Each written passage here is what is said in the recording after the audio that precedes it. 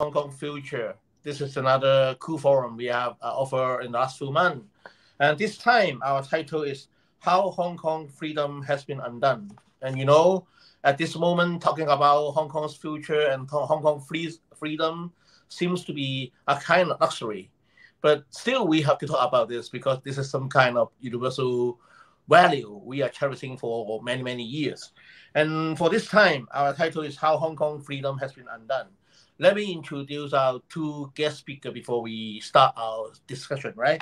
The first one, I would like to introduce Professor Michael Davies. And I'm sure quite a lot of people in Hong Kong know Michael Davies quite well, right? Welcome, Michael. Yeah. Thank you. Yeah. Michael Davies have been a professor at CU Hong Kong and Hong Kong U for many years. I just know that he had been staying in Hong Kong since 1985, right? 1985. Yeah. So you are all Hong Kongers and you know Hong Kong quite well. Yeah. And currently, Michael is a global fellow at the Wilson Center and teach at the O.P. Jindal Global University in India. And even though he is now outside Hong Kong, he keep looking into Hong Kong's situation closely and recently published a book, Freedom Undone. Yeah, Freedom Undone. And I don't think Hong Kong people could buy this book in a local bookstore in Hong Kong, but also you can still purchase it online and have a look at on it. I think it's a very good reference for Hong Kong people at this moment. And the second guest speaker is Victoria Hui, Professor Victoria Hui. Victoria Hui is a Hong Kong girl, right? Yeah.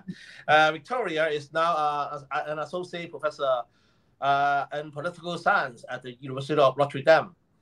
Her major study is on Hong Kong democracy movement, global struggle and for freedom, and centrality of war in the formation and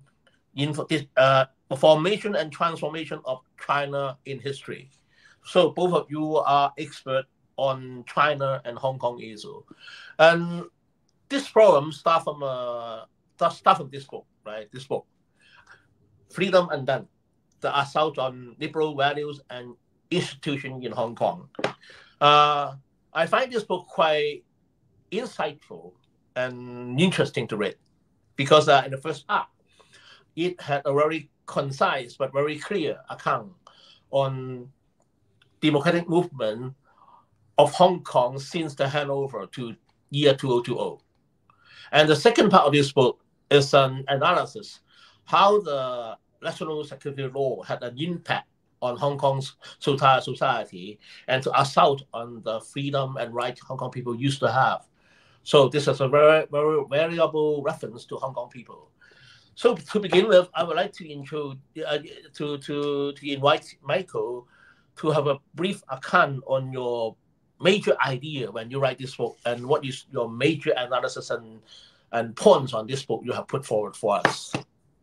Oh, thank you, Chong Kim. What I'll do is try to keep it real short as we want to have more time for addressing questions. And I think a lot of viewers will know some of the history. So I won't go into great detail. For example, the book has chapters on the various protests that have occurred since the handover of Hong Kong, even starting with one that I had some role in, which was I was a member of the Article 23 concern group. And we, when the first national security laws were presented by the government, we wrote a bunch of pamphlets and distributed them on the street and so on. And most Hong Kong people know the history of that. Article 23 became the Article 45 concern group, and then eventually the Civic Party. And so some political careers were born in that process, and that earlier law was withdrawn. What I do in the book, and I think sort of one of the major points of the book, I often begin with a quote from Chow Hung Tong, a very short one, was taken from a speech she prepared in prison in response to a human rights award that she was given. This quote simply says, "What happened in Hong Kong is not an anomaly, but a warning."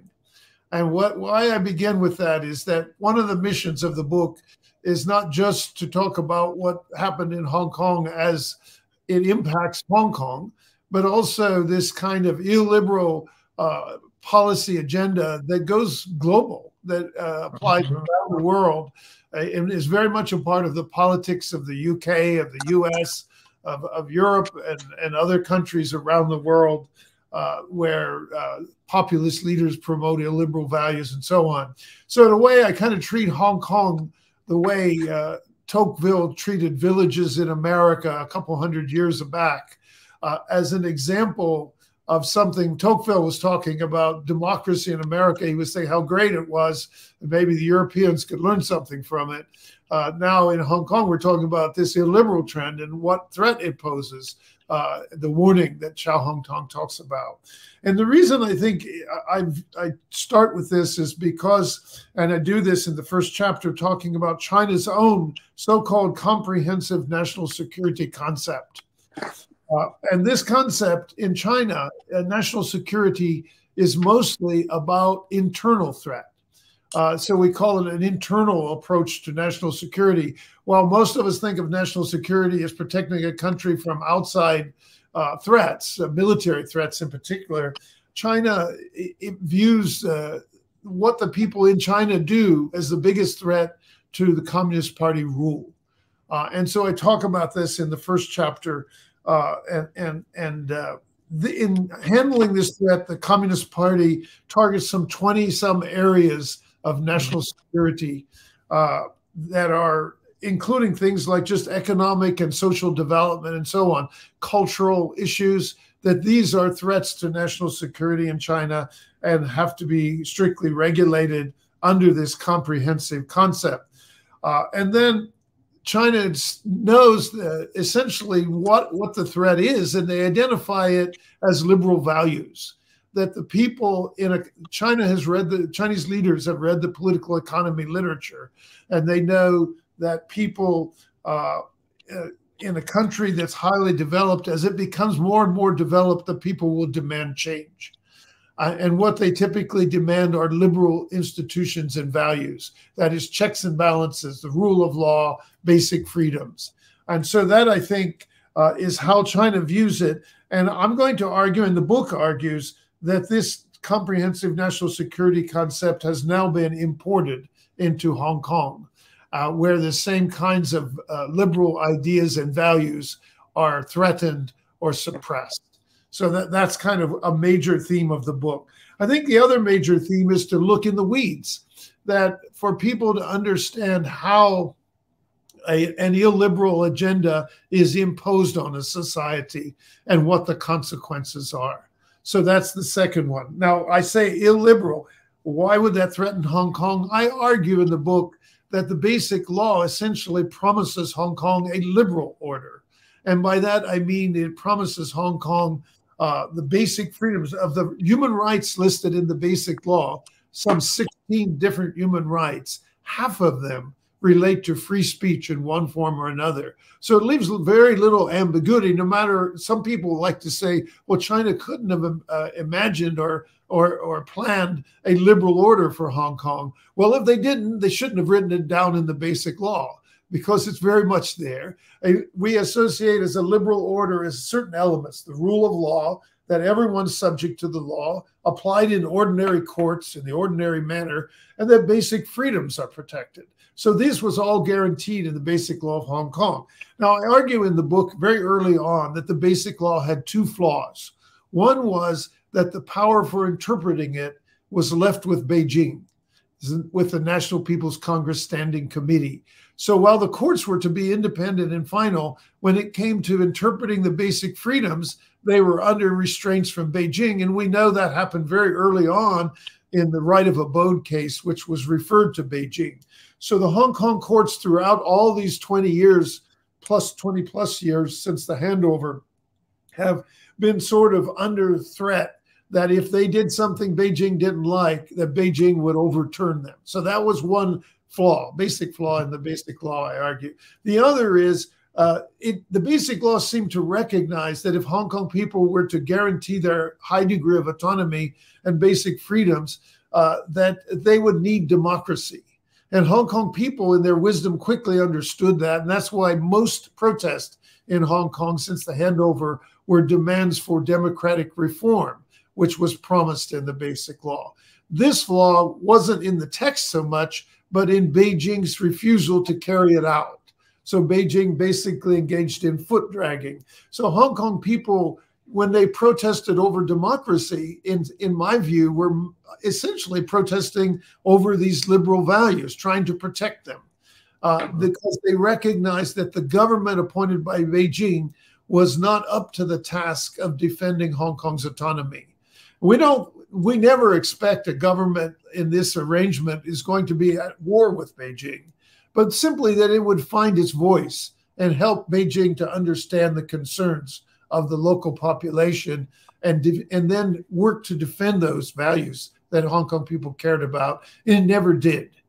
In fact, it became answerable mostly to Beijing to carry out quite the opposite. And this is why Hong Kong people, in their wisdom, and I say this twice now, because I think it was very politically astute that they understood that they needed these democratic changes if they were going to carry on the one country, two systems model. So these are, I think, fundamental things in the Basic Law and fundamental problems that came up. Then we have certain things, and I only have a few minutes, so I'll just highlight some bullet points on it. Several things happened. One is Beijing, as we know, in 2019 imposes a national security law. And then we know it doesn't stop there. In 2021, it institutes a system of so-called patriotic elections. And then finally, in this year, it imposes, or has the Hong Kong government impose the Article 23 legislation. So the book goes through all of this in some detail to try to understand the various issues. And I commend it to you to look at the book to get into the weeds. Here I can highlight some bullet points only to get us into the conversation today. On the national security law, I think key points is it's imposed unseen, it's superior to all other local laws, and in effect, it becomes an amendment of the Basic Law without carrying out the amendment procedures under the Basic Law. It is not subject to constitutional review like other laws in Hong Kong. Since the handover, the courts actually defended Hong Kong's basic freedoms under the Basic Law by exercising what we call constitutional judicial review, that the courts can overturn an ordinance or a regulation that violated the Basic Law. But the national security law is not subject to that review. It has a select panel of designated judges because Beijing, in a sense, has long distrusted independent courts under the mainland system. And so it decides to select only certain judges, allowing the chief executive that role. And this results in a kind of intimidation of the courts and a loss of judicial independence. The Basic Law had two things I didn't mention. One is that the mainland laws would not apply in Hong Kong unless they were listed in the annex. And two, that mainland departments would not interfere in Hong Kong. Well, this is overridden in the national security law by establishing a local committee for safeguarding national security directly answerable to the central government and having an advisor who effectively becomes a supervisor telling them how to comply with the national security law. So the committee is chaired by the local government chief executive and made up of mainland officials, but with a mainland advisor. And this committee immediately, its first job it did was to impose certain regulations that create warrantless searches and surveillance in Hong Kong, in effect undermining the very roots of the liberal system and the liberal order in Hong Kong. And then it doesn't stop there. The national security law creates an office for safeguarding national security made up of mainland officials. So now we have the mainland operating directly in Hong Kong. And again, you know, the mainland can have whatever system it wants, but in this case, they're imposing an order on Hong Kong that violates the commitments made to Hong Kong under the Joint Declaration and the Basic Law. And so then we have a series of vague laws under the national security law, and I won't go into the details of them, but what they do is create a system where people don't really know what's prohibited and what is not. And that kind of system is one where people have to shut up. And we see Hong Kong going silent under this. And then we have all these prosecutions. Everyone's read about them in the newspapers and so on. And many of us have friends that are in jail right now in Hong Kong under the national security law. But I'll go past that and just mention that it doesn't stop there. It requires the local government, and in some cases, the Office for Safeguarding National Security of the mainland government, to regulate academic freedom in Hong Kong or to monitor it, and to do other things such as provide oversight of the press, of NGOs, of books, of films, of internet. They even changed the guidelines for RTHK, a public broadcaster based on the BBC model, is now in effect a government spokesperson or spokes organization. And so all this area of regulation results, as we all know, in civil society organizations disbanding, in the press effectively being put on a very cautious platform where it speaks out at great risk. We know certain parts of the media, like the Apple Daily and Stand News and others, have faced this in the form of prosecution. But what the message is clear is not to criticize the government, certainly not to criticize the national security law in a very harsh way. And while I suppose some criticism of government policy will creep through, but not on fundamental issues and the kinds of issues that are a part of the basic law guarantees and so on. So this is one step. And then we know they didn't stop there. They resurrected a sedition law that hadn't been used since 1967. Why was it not used? Because everybody could see that it violated the guarantees under the International Covenant on Civil and Political Rights, which apply under the Basic Law of Hong Kong. Suddenly, it's not violating it anymore, and it's imposed. We know the Fast Beat case and others, we see that applied. So that's the next step. And then finally, of course, they enact local Article 23 legislation, this time with a consultation where nobody dares speak up, and anyone who criticized it from abroad was accused of colluding with foreign forces, anti-China forces, and so on. And so the law sails through without problem, a few minor amendments actually in the wrong direction. And we so now have this national Article 23 national security legislation. Now, it goes into lots of areas we can talk about. It embraces what I found interesting, and I mentioned this in the book. I finished the book at the consultation. I saw it, the consultation, a couple of days before the book was finally published, and I was able to stick a paragraph in there about that. And then the legislation itself is then imposed. But what I found most striking was the wholehearted embrace in that consultation of the mainland's comprehensive national security regime under what is called a holistic approach. And so there's no doubt, there's no ambiguity. The praise of the mainland regime on national security is unambiguous. And it's articulated in chapters 1 and 2 of the consultation over this. And so the mainland system, they call it a holistic approach now. The mainland system is unambiguously applied in Hong Kong. Now, we can go into discussing some of the Article 23 content, but here I would say is the spirit of it that shocked me. You know, they talk about people engaged in activities under the guise of defending human rights or monitoring human rights. So defending human rights now in Hong Kong, where human rights were guaranteed, is suddenly a guise, a fake thing, you know, some kind of conspiracy. And so the language of it leaves any little doubt that they now view any kinds of criticisms of the national security regime as a kind of guise. It's fake, and it fails to appreciate the need for all this national security, so on. Otherwise, I'll just say, and I'll stop here, is that the new Article 23 legislation, half of it is going after protecting so-called state secrets. Hong Kong never had so many state secrets ever before, but now it has just about any policy of the government is articulated as a state secret. And so if you talk about it, you're violating state secrets and can face severe punishment. And it doesn't stop there. The other half of it is about foreign interference, about virtually any kind of what we see in effect, if we put it in simple terms, is they silenced Hong Kong, but they hadn't silenced overseas criticism.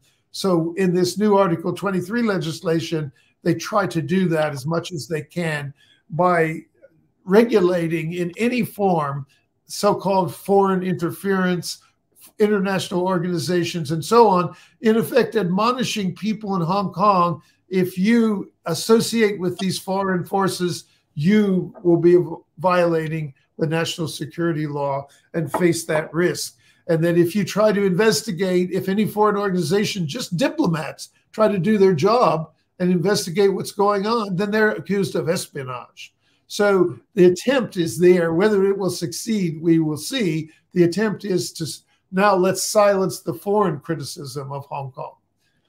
And then it admonishes Hong Kong people to not even have contact with these foreign forces, including the Hong Kong people who are abroad, at the risk of being charged with violation. So that's a very quick and dirty version of what they do. So this is what the book tries to do. It's for me was a work of passion because I spent more than 30 years teaching human rights, constitutional development in Hong Kong.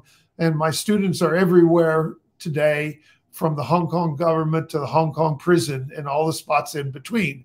And so I felt a need to talk about these things, and I will try my best to help have discussions of this nature, and I invite questions. Okay, thank you, Michael. I think what you said is so true to many of us in Hong Kong. But I talked with a lot of people in Hong Kong recently, and most people will believe that when you talk about those what you saw, comprehensive national social security concept as put forward by the central government in Beijing and the Hong Kong SAR government, many Hong Kong people tend to believe that this is just a kind of fake notion. There is no such thing as a so-called comprehensive national security concept, because when you look into who are being targeted by the national security law and what is being labeled as illegal in Article 23, you understand quite well that what is so-called national security in the local Hong Kong context is a kind of excuse for the government to take away the basic right of Hong Kong people, to deny the democratic development promises put forward, made by the Beijing since 1980s. So how would you react to this extreme analysis or extreme understanding on what you call national social security, national security concept by China? Well, this fear expressed by your discussions in Hong Kong is right on target, frankly. That, as I summarized a minute ago and go to in the book, the mainland national security concept is designed to protect the rule of the Communist Party. Mm-hmm. And the Communist Party's biggest fear is that when the country grows and becomes more economically successful, that the people will demand basic freedoms. This is very much evident in political economy literature. Political economists have even argued that when a country's per capita income reaches a certain figure, the people will demand change. And the sort of poster child of that was South Korea. The so-called Minjung movement in South Korea overthrew the regime when the people reached a certain level of economic development. So that's kind of the fear of China's Communist Party leaders. And now they've imposed it on Hong Kong. And so the concept is designed to silence criticism and to silence the promotion of basic freedoms and liberal values. Unambiguously, that's the design of it. And so when it's imported into Hong Kong, then that will be the aim and very likely the result, because the severity of the sentences that are available under prosecution of the national security law and the new Article 23 legislation is clearly aimed to silence people. And I think the way it does it, quite frankly, is not just in the text. The government's claiming, well, we use the text from various foreign laws and other things, we're copying them, but it's not in the text, it's how it's applied. And the government relies on ambiguity as a way to silence people. As long as it's not clear what is prohibited and what is allowed, then what do you do if you want to stay out of jail? You keep your mouth shut. And if you don't want to get kicked out of your school because you're violating the new regulations imposed on the education sector, then you keep your mouth shut. And your parents will admonish you not to talk about politics and so on. I would say when you look at the Article 23 legislation, it even deals with computers. One of my questions for my foreign audience, when you go to Hong Kong, do you bring your computer? I don't have my cell phone here, but your cell phone is a computer. Or do you get a burner phone and bring it with you? Because in case you're stopped and someone searches your phone, because they can engage in surveillance of you, of the content of it when you use it. And they can also, if they seize it, examine what's on it. So this used to be the rule for academics when we went to do research in Beijing. We don't bring our stuff. We bring a burner phone. Is this the new rule for people abroad who go to Hong Kong to work or do business and so on? Even companies, I've been told in Hong Kong now, the international companies and Hong Kong companies that operate internationally will keep some of them will have a separate computer system for their Hong Kong operation and not have it interact with the operation internationally because of what the content might get raise problems for them. So it's a problem, and yes, the concern you heard from people is that it's designed to silence people. That is the design. Yes, thank you so much. Maybe I would like to invite Victoria to share your will. But first of all, I would like to ask you. You are studying democratic movement in Hong Kong. You are studying how people in the world struggle for freedom.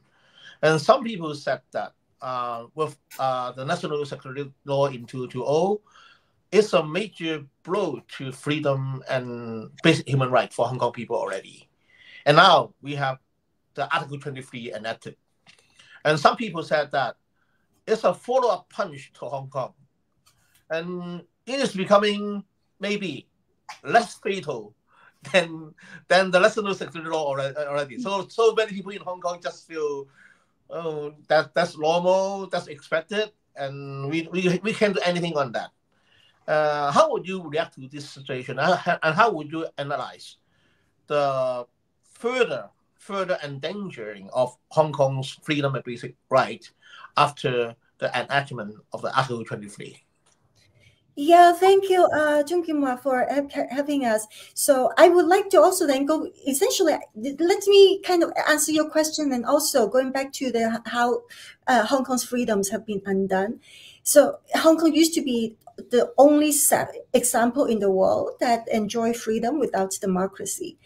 And I would think that immediately after the Tiananmen protests in 1989, Hong Kong people already realized that we would not be able to preserve our freedom without democracy. And so after Tiananmen, there was all of those struggles to have direct elections, to expand the elections. And of course, then the basic law that came out after Tiananmen in 1990, then really wanted to kind of like give Hong Kong people only very prescribed baby steps toward democracy. And the problem for Beijing is, in their view, they wanted to have, for them, one country, two systems meant that they could keep Hong Kong's capitalism, because for them, two systems, capitalism versus socialism. So the ideal was capitalism without freedom. And the dilemma was Hong Kong people, while you could deny them democracy, but they enjoy the freedom to demand democracy. And any time that Beijing denied Hong Kong, ever-growing demand, then every time it backfired. And so eventually what we see these days is essentially total crackdown. Okay, we're not going to have allow any democracy in Hong Kong. We are also, in order for you guys to shut up, so to really make sure that there's no more demand for democracy, we are also going to kill all the freedoms that all for so long allow people to demand democracy. I also want to put the Hong Kong case in the global context. It's not just, Hong Kong used to be the only case of kept freedom without democracy, but also all of those global struggles. What Hong Kong experiences is part of the whole global wave to prove these autocrats against color revolutions. Color revolutions began more or less with Serbia in 2000. At the time, no one kind of knew what was going on. Wow, Milosevic was brought down by a whole bunch of university students. That's amazing. And then it spread to, and then the Serbian activists made a film about it. And in Georgia, a lot of young people watched the film, How to Bring Down a Dictator, and then was like, oh, we know how to do that. And so they succeeded with the Rose Revolution. Then Ukraine, the Orange Revolution, they also watched how to bring down dictator, and then they also got themselves organized in a non-violent revolution. They also got their way. Of course, there are a lot of velos after success, with Serbia, they didn't know. People didn't know. All the autocrats around the world didn't know what was going on. Didn't know how to react. Georgia and Ukraine, from then on, there was already a very concerted effort by a lot of dictators, autocrats around the world, to learn the lessons for how these protests worked, and then make sure that they can deploy counter strategies against protest. I was in Taiwan in December, and then I came across, I think a lot of Hong Kong people also came across this little set of cartoon books by the Lady of Liberty, I think based in Tokyo. 極權讀書會 is a set of cartoon books. And in it, it says, like, one page says, there's this book by Chenoweth and Stepan on how civil resistance works. And then the next page says, that's really outdated. Dictators have been learning from this other book, The Dictator's Learning Curve. And so this is exactly what they've been doing. Why we see direct target on NGOs, especially international NGOs, why all of those references to foreign forces, to foreign interference, because dictators learned the lesson that with a lot of those cases of color revolution, NGOs, civil society play such an important role. And because these local civil societies themselves, they really need to amplify their voices. So they would seek out international support, and then they would also seek out international NGOs to help them. And this, essentially, we're seeing what's been unfolding in Hong Kong as following a playbook of dictators. And then in 2019, I was so alarmed that I was talking about, Tiananmen 2.0 in Hong Kong. When I tried to submit my arguments to different places, people were like, are you kidding? There's not, they're not going to roll out tanks in business streets of Hong Kong. So I kept getting rejection for making that argument. But what people didn't realize at the time was Beijing itself has also learned a lesson. They learned that when you roll out tanks, it's going to backfire. And you're going to invite a lot of condemnation. So they subverted Hong Kong police to do the job for them. So they didn't have to send their own, so they didn't have to roll out tanks. And also, even within China, that they have deployed massively, not just physical repression, but also admin repression. So if you're a civil rights, you're a race defense lawyer, they not just arrest you, but they license you. They make sure that you cannot get a job. They make sure that you cannot rent a place. They make sure that your kids cannot go to school. They make sure that you just cannot survive. And these admin measures are way more effective, and they do not backfire because they learned the lesson that physical violence backfires. And then another lesson they've learned is, without sending out tanks, actually even more effective than sending out tanks, is to impose these really harsh laws so that they can target anyone. And so the whole idea of picking quarrels, essentially inside China, now that we're kind of, incitement, the Hong Kong version of incitement is a similar idea. And then I also remember that after I published a piece on the repression and the strategies of repression in Hong Kong in the journal Democracy in 2020, some of those, one of the people that I cited who argues on nonviolence. Now, Hong Kong people also had this argument about violence versus nonviolence, because one of the graffitis is, Carrie Lam, is you who taught us that peaceful protests have no impact, and then therefore it would be necessary to escalate violence. I wanted to make a point also in that piece is the whole debate about violence and nonviolence, and in a way, the most important point is state capacity.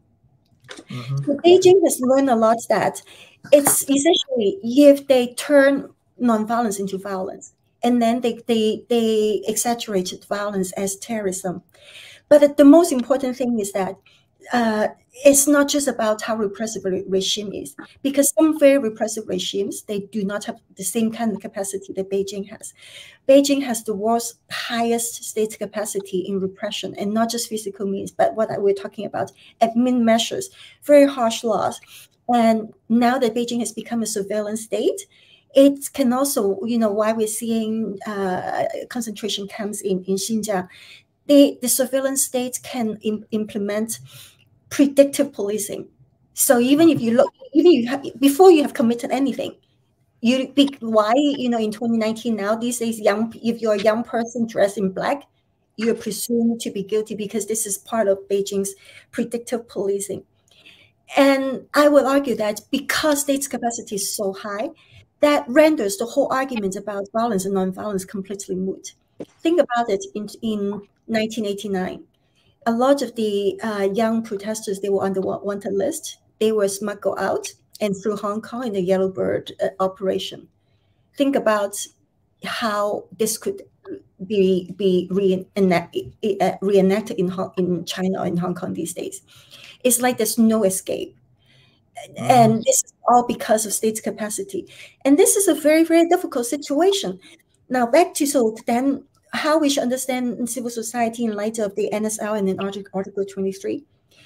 NSL, they claim that this is really targeted at only the small handful of people, but of course not, because by the time the NSL was introduced, we know that all the frontliners, most of them have been arrested or already gone into exile or so severely injured. They really could, essentially the frontliners have been decimated. And then it was the moderates who had come back to the center stage because of after the victories of the district council elections in November 2019, and also at the turn of 2019-2020, a huge wave of unionization with over 4,000 new unions seeking registration. So NSL is targeted at killing off all of these civil society organizations and the organized their leaders. So why the alliance, Zhao Hengtong, were all arrested, and Apple Daily was also forced to shut down in that wave. And then they found that, well, it's not enough to just really kill civil society organizations, because a civil society can continue to function without organizations. Because people were talking about, okay, well, if the organizations were destroyed, then we just kind of like take decentralized form. So people would then gather people go camping, people go hiking, people also gather at bookstores, or people go to yellow shops. And then so the next wave also targeted at bookstores and these yellow shops.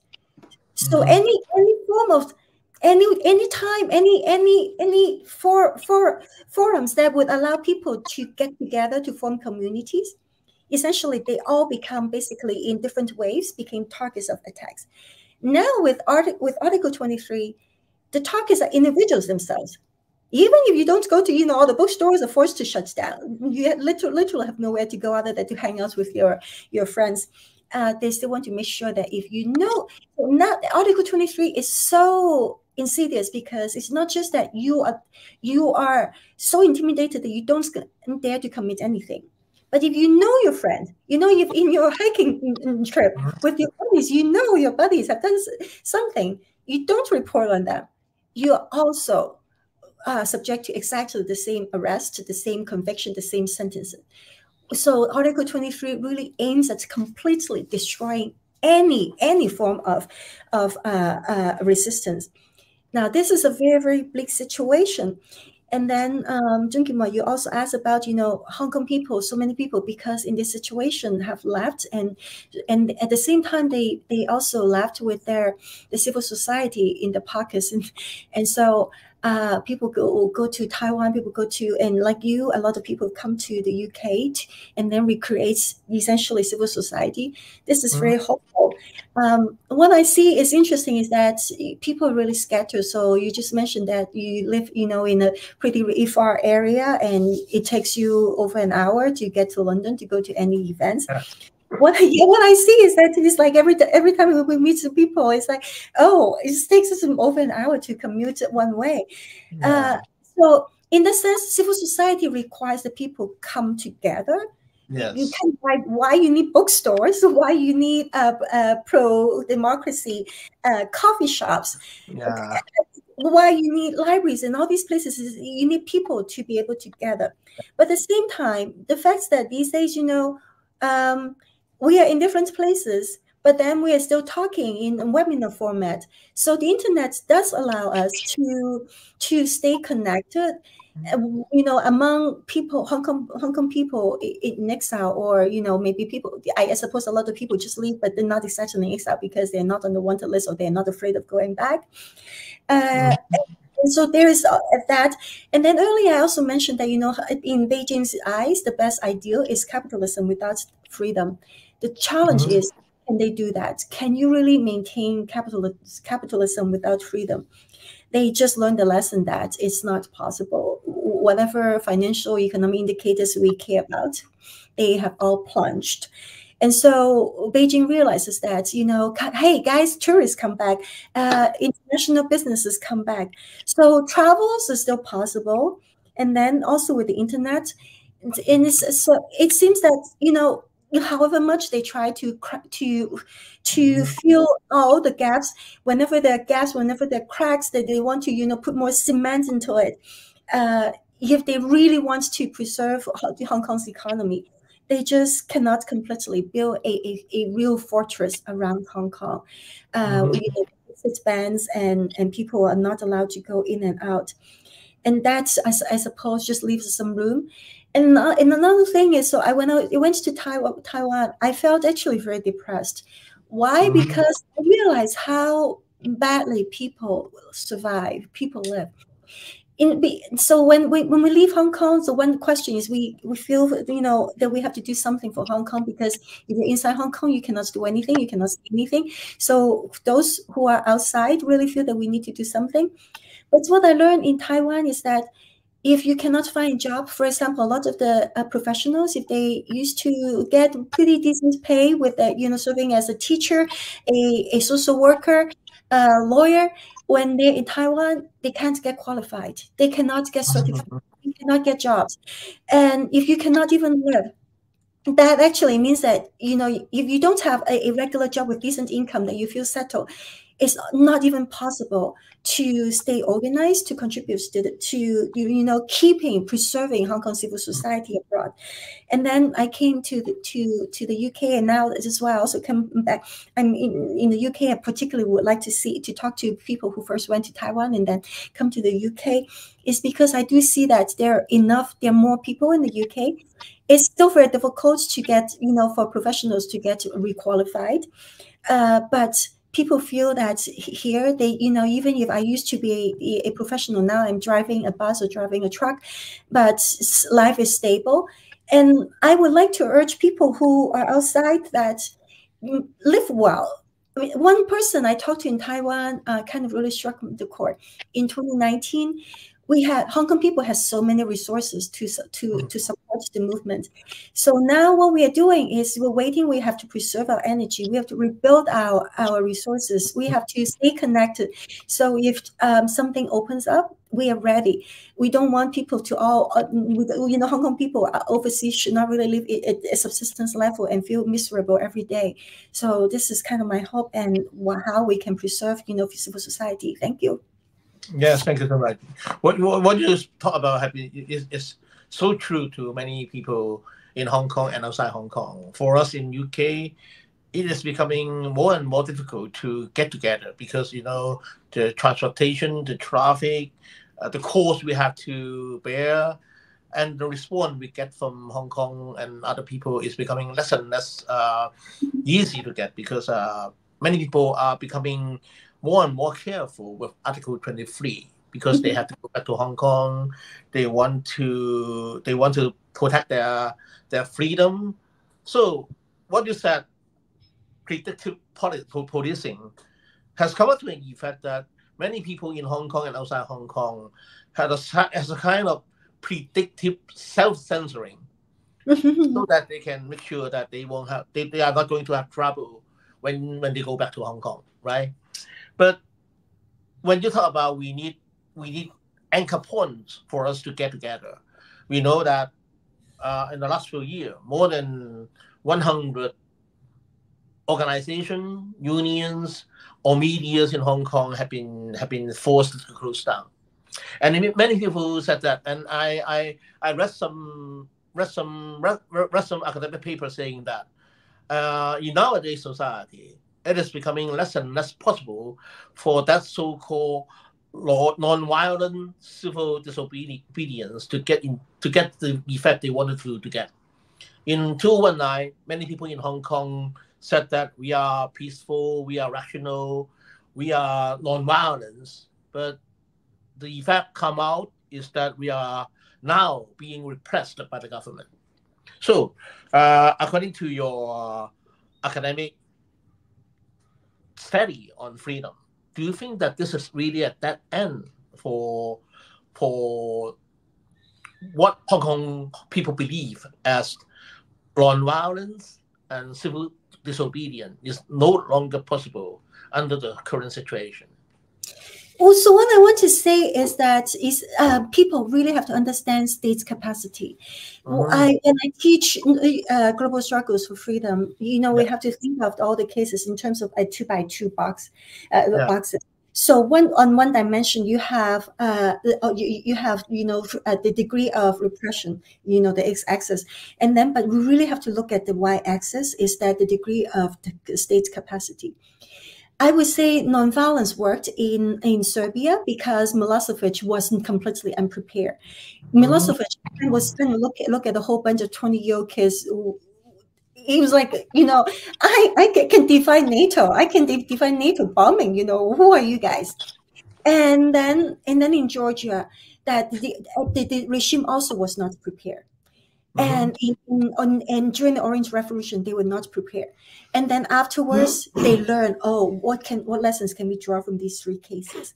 Now, Chenoweth and Stepan, they analyzed all previous, you know, all the cases in the 20th century, and they came up with the arguments that any cases that could mobilize more than 3.5% of the population, they all succeeded. No less because a lot of those regime leaders, they were unprepared, and two, that their state's capacity was very low. Now we are dealing with cases that have very high state's capacity of regimes that are prepared. Now, does it mean this supports the arguments that nonviolence really is no longer works, which means that we have to turn to violence? Now, I would say one, even Chenoweth argues that the whole decade of the 2010s witnessed massive failures of nonviolence, even though it was in that decade that that global mobilization reached unprecedented levels all around the world, but all of those cases actually all failed. And then afterwards, she published another piece that, starting from 2020, with the COVID restrictions, all of those movements fail. And now that we are really, so she would no longer justify the point about the threshold of 3.5%. Now, this does not mean that nonviolence has failed, and therefore we have to turn to violence. I teach global struggles for freedom. I've done this for 20 years. Wherever nonviolence fails, violence fails even more, because it's so easy to paint anyone that uses violence as a terrorist. We see this everywhere in the world. And the most important of all, two things. one state's capacity, if they have the capacity to even engage in predictive policing, that there's no chance. And not to mention that in Hong Kong, you cannot really you don't have the resource to even getting guns. Or no, you cannot imagine that anyone is going to provide you with weapons like Taiwan or Ukraine, because it's not recognized as a state. And then at the same time, all of those autocrats, the once weak autocrats, those autocrats that in the cases where autocrats have been overthrown in the 20th century, now they learn the lesson. And so they learn lesson from each other, and they also provide mutual support for each other. Russia faced the worst kind of global coordinated sanctions, and Russia evaded all of those sanctions with the help of Iran and China and Cuba and all of those autocrats forming an alliance. And with that in mind, then think about why the NSL was imposed when unionization became on the forefront, when it was election that also looked so promising. Keep in mind that why these global efforts to stifle, to prove themselves against color revolution is because ultimately it is actually unionization, boycott strikes, these nonviolence tactics that autocrats are the most worried about. They love it when they can paint any violent protest as terrorism. If people are strictly nonviolent, they do not have the excuse. I'm not saying that nonviolence is the recipe for success. I'm saying that where nonviolence has failed, violence fails even more. And given the high level of state's capacity, nonviolence remains the only path. Okay. Of course, I know quite well that many Hong Kong people, when they are even outside Hong Kong, they are not going to advocate for violent action against anything, because we still believe in rational non-violence, and we are still doing something to indicate our non-violent disobedience to the autocratic governments we are facing. But it seems that with Article 23, many of our actions which are allowed and which are normal in UK and United States are becoming illegal, even when we are doing that outside China and outside Hong Kong. So what advice we could render to people in Hong Kong if they still want to put forward their insistence on democracy and basic human rights? Let me add just one more point, and then Mike, I think, wants to address this. Yeah, so as I mentioned earlier, that in that Article 23 makes sure that no one can do anything inside Hong Kong. And then what about exiles? Yeah, people are very afraid. There's another thing that I'm working on. So people talk about transnational repression a lot. So now in London, when people protest, they wear masks, or they do not really want to be identified, or people don't dare. I know a lot of people who do not dare to testify at Congress and all of that because they're so afraid. Or people cut off funding just because, oh my God, what if I get caught funding one of those organizations? It is true. It is very, very difficult because all of these crackdown measures are targeted at shutting Hong Kong off, cutting off the ties. So it is not just about transnational repression. It is also about repressing transnational activism, any transnational ties, to create a fortress. Yes. Where I see just a little bit light of hope is that if the authorities want to preserve Hong Kong's capitalism, they realize that they cannot completely kill off freedom. And that is why people can still travel in and out. And we still can use the internet while Hong Kong Watch is banned. But they would think it's almost impossible to have to impose a blanket shutdown on the internet as like export the Great Firewall from China to Hong Kong. And it is also true that a lot of people don't dare to talk like Michael and I, because we're like, we're done, we can't go back. So so it's like what. So this is another thinking is that once you've gone far the line, it's like okay, we have nothing more to lose. But Mike wants to add. Yeah. I just think that it's important. The argument that Hong Kong is lost, so give it up, don't have this conversation, I think is not convincing. It's important to remember that there are still people in jail in Hong Kong, that what's happening in Hong Kong isn't over. It's the repression is continuing. And so speaking up matters. And so people have to make a judgment what risk they want to take in order to speak up. I think that's still important. And I think also, as Victoria highlighted, the business sector is now trying to decide what to do with Article 23. And so decisions being made internationally are very much a part of this. And so talking about it is important. I think it's important to remember that every country that belongs to the UN is obliged to speak up about human rights. And so speaking up ourselves, they're not going to speak up unless you do. There has to be some venue in which your voice is heard about this. Your silence is complicity. So you have to make a judgment what you want to do. Now, one thing that's been very inspiring to me as I've been giving book talks all over the place, there's 2 book talks that I really liked a lot. One was at a bookstore in Taiwan called the Nowhere Bookstore. The Nowhere Bookstore. I swear to God, I would love to see a chain of Nowhere bookstores around the world. It is a venue where people come and speak and give talks on issues that concern you. And they may not all be Hong Kong. It might be about how nurses can get licensed in Taiwan or Britain. It could be talks about how to prepare for whatever examinations that you have to prepare for in order to get a better job. But that kind of venue, I think, is very valuable to having a voice in the community. So again, I commend that to you. There's a similar version in the UK, although I think a private bookstore works better, and that is the library at Belsize, where that was another book talk I gave, where the local community people have allowed a section in the library for Hong Kongers, where Hong Kongers come and they allow them to hold events there and gather there, and again, to provide support within the community. So we don't need to be powerless. These are forms of action that give power to people. And the same kinds of talks that are done in a Nowhere bookstore can also be online, like we're doing right now. It can be both. That's a form of both on the internet and in person. So I think these are things that are hopeful in terms of that reaction. And like I said, the importance of continuing to react. Every country on earth, every place you live is obliged to speak up about human rights violations. So help them. Yes. Our forum is trying to do that also. Yeah. Okay.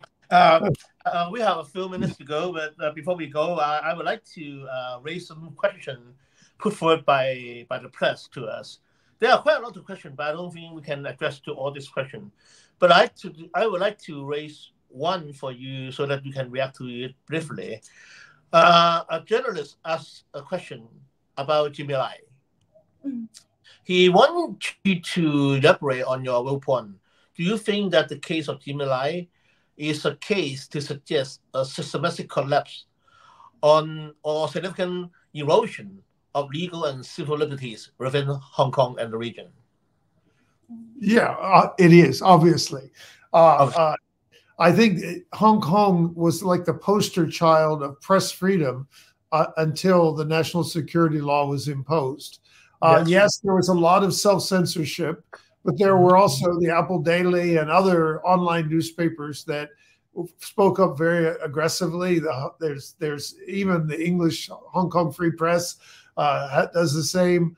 And so when you impose these restrictions via an arrest, you send a signal to all news journalists to be cautious, to don't say anything. Of course, some of the journalists, I trained many of them because they would do the Masters in Human Rights at Hong Kong U that I taught at.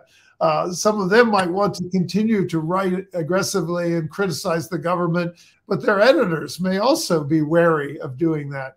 So Jimmy Lai, that was a very strategic move by the government to not just take the Apple Daily off of the playing field, but also to remove all the rest of the opposition figures and media. And so it's too dangerous to operate in Hong Kong. And again, why it's very encouraging, like this show itself, to see media efforts abroad by Hong Kongers and others to continue to speak up on these issues. So, yeah, it was a seminal case. And it wasn't just about Jimmy Lai, although that is horrible enough, but it was about the press in general in Hong Kong. Let me add one thing. So I think a lot of people also remember that Jimmy Lai in December 2020, he was released on bail for a little bit before he was locked up again. He said in this interview that fear is the most important tool that dictators have to control us. We cannot allow ourselves to be overcome by fear. So maybe we can end with that lesson from Jimmy. Yeah, of course. I think the issue is not only on Jimmy Lai, but also on Benny Tai, on Zhou Hengtong, on Lee Cheuk-yan, and many others who are now being targeted in prison or arrested by the government in Hong Kong, right? So before we end, I would like to read several sentences from your book, Michael, to see what you are going to talk about this. In the last few sentences you have on your book, you said that, no doubt, the two government, I think you mean the Hong Kong SAR government and the Beijing government. The two government will then encourage mainlanders to come and fill the void, which is also already evidenced in recent policies. At the end of it all, the growing light of this world city will be missed. Both the people and the government need to seriously reflect if they want to bet on the new model now on offer, a model of repressive control with freedom undone. This is the last passage you have on your book. Yeah. I think the last sentence is an open-end statement. Yeah. What will be, after the Article 23, do you have a few sentences to elaborate on this, or are you going to have a new book on this? On what will be what? I'm sorry, I didn't. Another new book on this. Yeah. Oh, well, this is a constant problem of mine. I write something, then I have to keep writing another one. Yeah. Some of you remember I wrote a book called Making Hong Kong China in 2020. Yeah. And then I had to write the new book, Freedom Undone, because they did worse than Make Hong Kong China. So, yeah. And I think, we all want to appeal to those in power to think again. And so there's some of that message in what you read. But of course, we're not optimistic. We're not living in dreamland because they're in power for the very reason of that repression. But I think for the rest of us, we need to keep speaking. Sadly, when I spoke to some leading international human rights organizations, I've actually heard the view that, well, Hong Kong is dead. We don't need to sponsor anything on Hong Kong. I think this is nonsense. Hong Kong is part of a much broader debate, and there's a lot to be said. Every country faces the question of whether basic freedoms will be secured, including China. And so we need to have our voice. Yes. Thank you so much for your sharing on this section. And I would like to thank you on behalf of Hong Kong people that you are doing quite a lot of things to keep Hong Kong visible to the international academic platform. And we are all doing the same thing to make sure that Hong Kong is still very significant or very relevant to people's fight for democracy and freedom. And thank you for your participation in this section. Good luck to you too. Thank you. And thanks to you too. Thank you. Let's keep on doing this. Thank you. Bye.